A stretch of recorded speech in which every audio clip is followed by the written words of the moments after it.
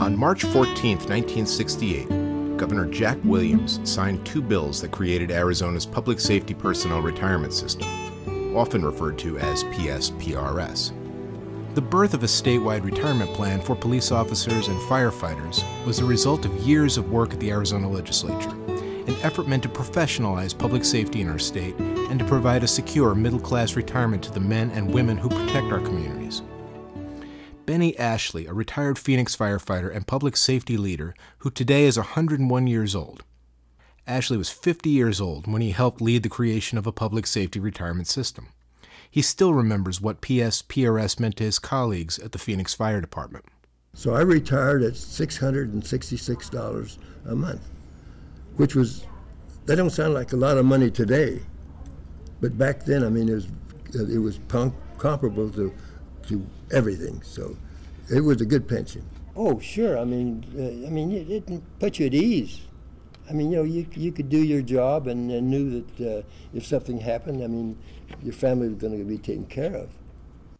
In 2018, PSPRS marks 50 years of service to the state's public safety workers and later, corrections officers, detention officers, dispatchers, probation officers, judges, and elected officials. Today, the fund's investments, more than $10 billion in total, support nearly 59,000 active members, retired members, and surviving beneficiaries who hail from more than 250 state agencies and local governments. The lure of a consistent, equitable retirement helped attract more qualified Arizonans to public service. It kept experienced public servants on the job longer, and it allowed PSPRS members to earn a standard, secure retirement, no matter which employer they worked for. PSPRS was essentially created for two purposes: to protect the retirement of first responders and to level the playing field for communities who need to hire dedicated and experienced police officers and firefighters. In return for decades of commitment to work on the front lines, public safety workers in Arizona know that upon retirement, they'll be able to support themselves and their families. And, in the unlikely event of debilitating injury or tragedy, PSPRS will be there to provide for the survivors of those who protect us. We are here today at 24th Street and Pinchot Avenue at the memorial marker for Officer Nick Erfle, badge number 6994. On September 18th, 2007, Nick was shot and killed after he and his partner contacted three subjects at 24th Street and Thomas Roads.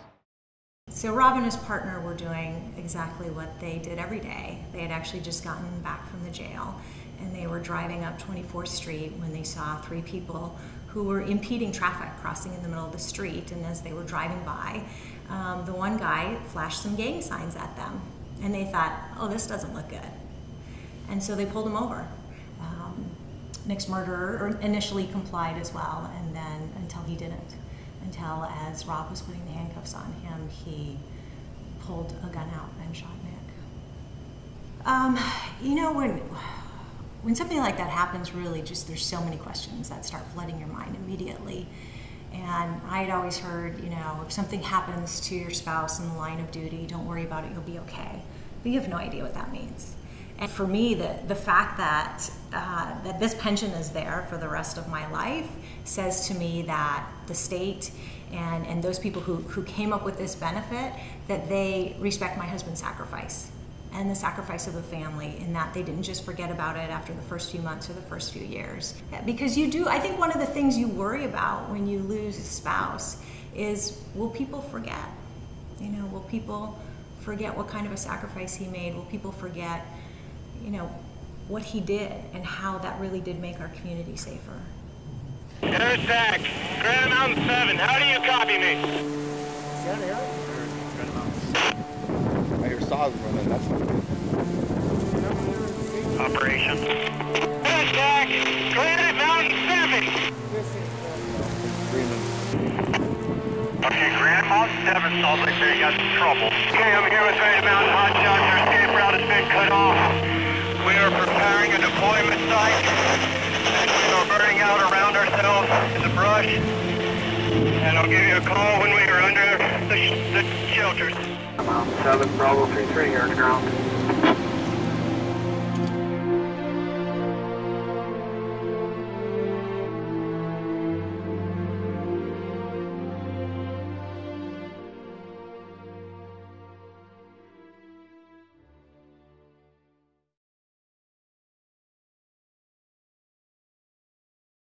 When Eric would be down in the hole, is what he called it, for several days, and all they had is a satellite phone that they could call out on, I'd be waiting by my phone, or I'd make sure my phone was with me all the time. I never left it out of earshot. It was always on me, just in case. And anytime that our chief would call or like that, it was an instant. Oh my gosh, what's going on? What happened? Being able to move forward without having the added stress of, am I going to lose my house, or am I going to be able to buy food, or anything like that. So yeah, without PSPRS, I would not be where I am today. I think it would be pretty grim, honestly. I think my life would be pretty grim. While the work PSPRS does on behalf of police and firefighters often gets most of the attention, the system also serves the men and women who work in the state's prisons, jails, and probation departments through CORP, the Corrections Officer Retirement Plan. CORP became a part of PSPRS in 1986. We're really a small community where we have everything from security, and then we have what we call CO3s that are like counselors. We do education. We also give a lot back to the communities that we serve. Like, for example, in Florence, we have inmates that are released every day under contract that go clean the city of Florence, that do different types of maintenance programs. Some days it's very rewarding, other days it's very frustrating. There's an old saying where it's 99% boredom and 1% complete terror, but I believe that you get what you get out of it. The CORP retirement system brings the Department of Corrections and correctional officers into a more professional in-line agency that allows the officers to enjoy future benefits from their hard work.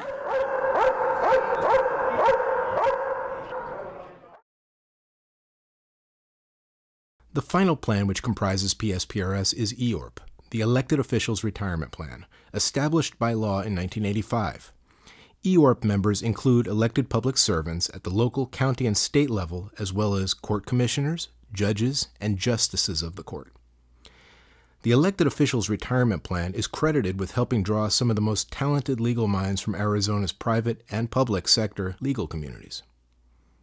Public work, working for the state, is terrific in a lot of ways. You can do the right thing, if you will, without having to worry whether your client can pay for your legal services.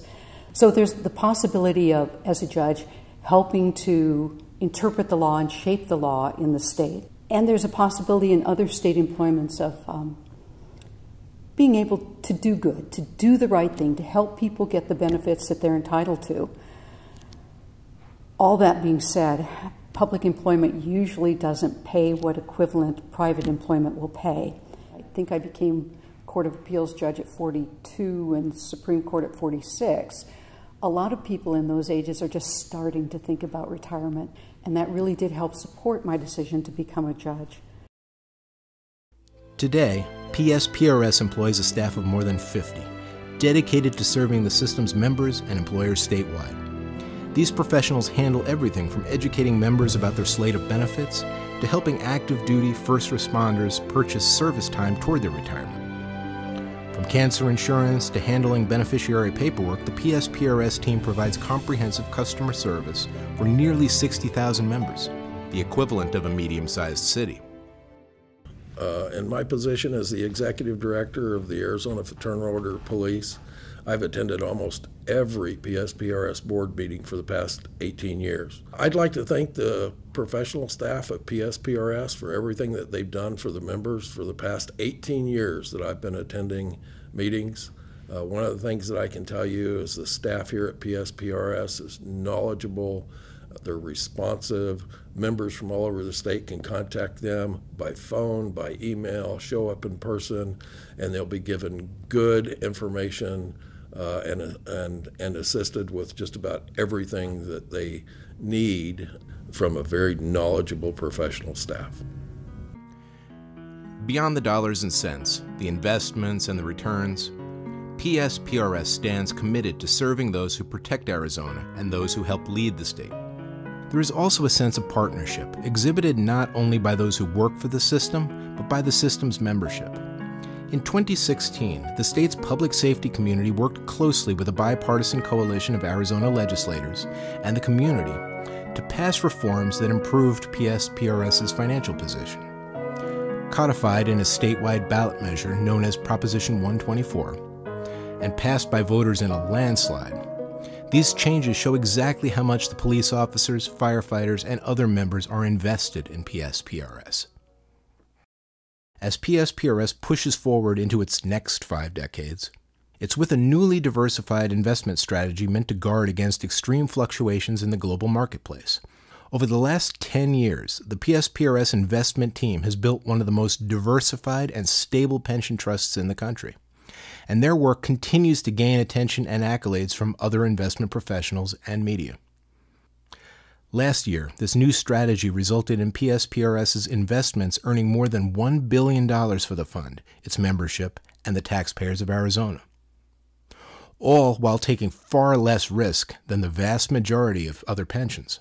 PSPRS has made great strides in the last decade. I've been chairman of this board for almost 11 years.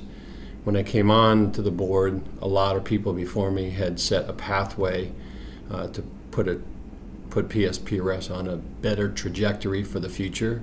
We changed a lot of things in the system, particularly as it related to our asset allocation. PSPRS has been recognized as being a trailblazer towards implementing the strategy that we have. Our staff has done an amazing job to implement the strategy that the board has set in place for them, and our performance shows that on a risk-adjusted basis. In other words, a basis where you see how much you've performed and you compare that to how much risk we've taken. PSPRS is in the top 5% in most cases and have been recognized nationally as being an outperformer in that. There's other pension plans that have higher returns than we do, but in order to get those higher returns, they take much more risk than we do, and we're not positioned to take additional risk. We're positioned to just outperform over the long term versus getting short-term gains in a market. These past 50 years have required teamwork and effort from countless individuals throughout Arizona. At PSPRS, we see ourselves as a part of the vast support network that exists for first responders, corrections officers, and other public servants. Our task, serving those who serve others, is a privilege, and the appreciation for our membership is shared by so many. Hello, this is Governor Doug Ducey. Thank you to all the first responders and PSPRS staff celebrating the 50th anniversary of PSPRS. Arizona is forever grateful to you, our law enforcement personnel and first responders, for the risks you take and the dangers you face every day on behalf of others. Together, we have passed pension reforms that help put PSPRS on track to provide benefits to PSPRS members and their families for the next 50 years. I want you to know that each of you have Arizona's steadfast support from your first day on the job and through retirement. Thanks again for all you do to keep us safe. God bless.